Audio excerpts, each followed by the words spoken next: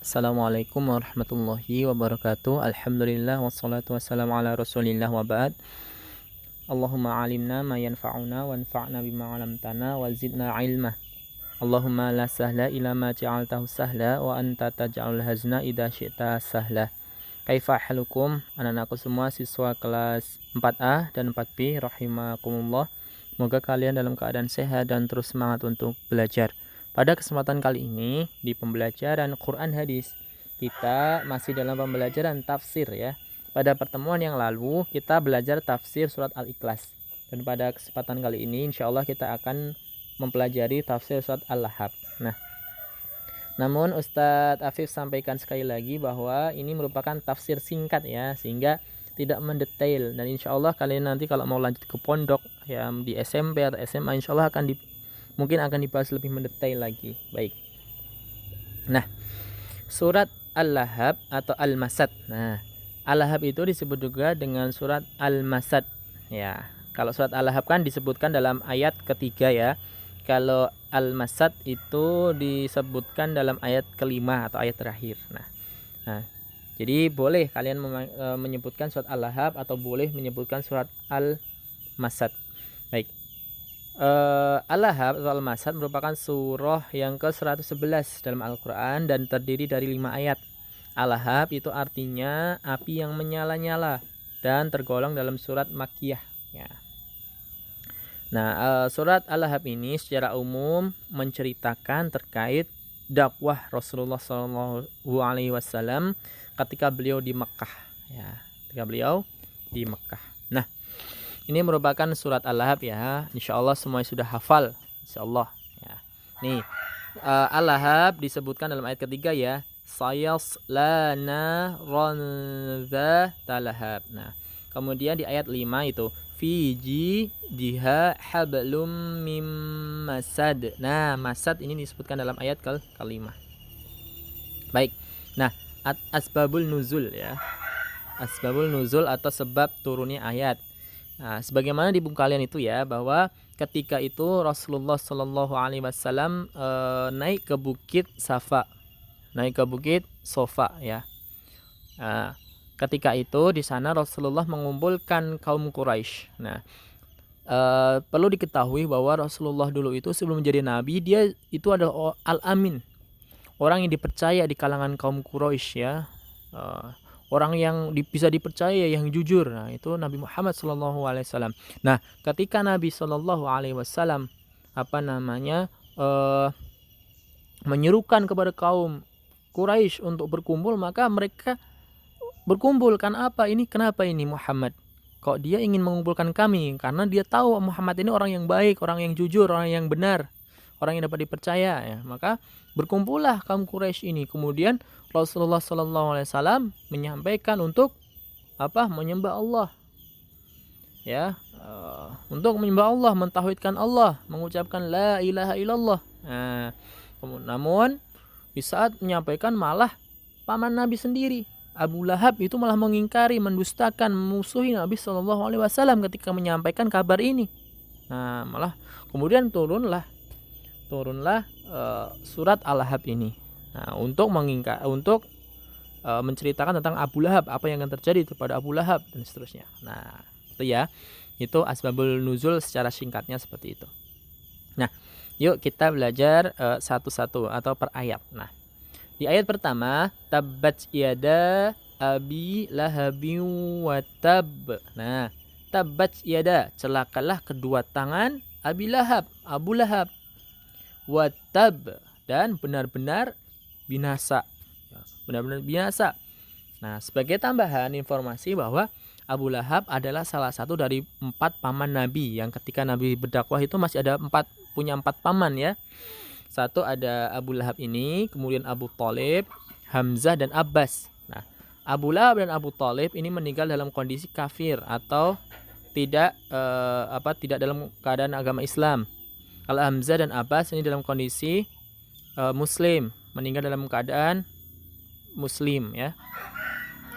Kalau Abu Lahab itu memusuhi, kalau Abu Thalib itu malah membantu dakwah Nabi Shallallahu Alaihi Wasallam. Ya, membantu dakwah beliau. Namun Abu Thalib ini tidak mau mengucapkan la ilaha illallah sampai beliau meninggal. Maka disebutkan di antara salah satu hadis bahwa Abu Thalib itu di neraka yang paling ringan ya. Abu Thalib itu di neraka yang paling ringan ya. Baik. Nah, kalau Hamzah dan Abbas itu meninggal dalam keadaan muslim.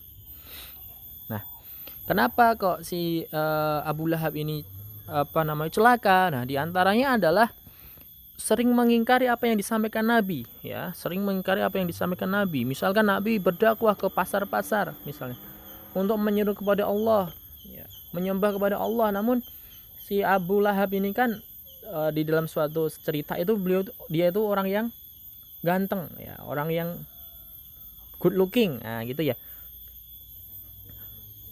Disebutkan bahwa ketika Nabi sembahlah Allah, maka Abu Lahab ini jangan dengarkan orang ini, maksudnya Muhammad, jangan dengarkan Muhammad ya, mengingkari apa yang disampaikan oleh Nabi Muhammad dan bahkan memusuhi Nabi Shallallahu Alaihi Wasallam. Maka padahal dia kan paman Nabi, seharusnya mendukung Nabi Shallallahu Alaihi Wasallam, tapi malah mengingkari, mendustakan dan seterusnya. Nah, makalah di sini disebutkan tabat yada Abi Lahab wa tab. Ya, celakalah kedua tangan Abu Lahab dan benar-benar binasa. Ma aghna anhu maluhu wa ma kasab. Nah, tidak berguna baginya hartanya dan yang dia usahakan. Abu Lahab itu adalah orang yang kaya. Ya. Orang yang kaya, ya. Dan yang dia usahakan, di antara yang dia usahakan maksudnya adalah anaknya, gitu ya. Nah, Abu Lahab itu orang yang kaya. Namun Allah beri dia penyakit ketika mau meninggal, itu penyakit kulit yang menular. Nah, penyakit kulit yang menular. Namun uangnya ya, dan juga apa yang dia usahakan, anaknya itu salah satu riwayat menyebutkan adalah namanya Utaibah. Nah, Utaibah ini orang yang cerdas. Ya, orang yang kuat. Namun karena dikasih penyakit oleh Allah, maka hartanya tidak berharga, tidak berguna, anaknya tidak berguna ya ketika diberi penyakit. Bahkan disebutkan bahwa akhirnya pada saat meninggal pun tidak ada yang ketika memandikan itu dari jauh, cuma dilempar-lemparin gitu pakai air. Karena karena takut tertular keluarganya ini. Nah, kemudian Utaibah ini juga orang yang memusuhi Nabi Shallallahu Alaihi Wasallam. Kemudian didoakan Nabi Shallallahu Alaihi Wasallam terkait akan diterkam binatang buas, dan akhirnya muncullah singa yang akhirnya membunuh si Utaibah ini. Nah,